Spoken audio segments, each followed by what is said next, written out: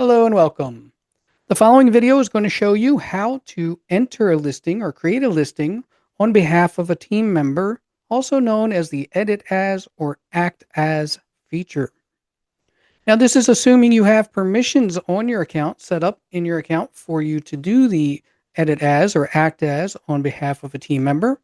And you'll see that indicated with a gear icon at the top of the page above the filter section here, indicated with a gear icon that has permissions labeled there.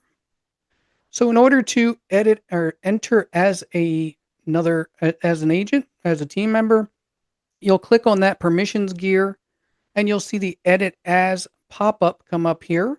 And once we click on the arrow for that edit as, you'll see it'll give you a list of all of the agents that you can enter or edit as.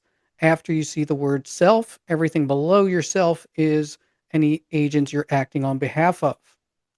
Once you select the agent, you'll see it indicated at the top of the page next to the permissions gear. You'll see the name of the agent. Now, when you go in and you click on the new listing button in the top left-hand side, if we click on the new listing and start entering our new listing, we'll go ahead and start entering something here. Once we go to the bottom of the page, you'll also see it indicated under transaction participants. You'll see the agent that you are entering the listing on behalf of. That is it. Have a great day, everyone.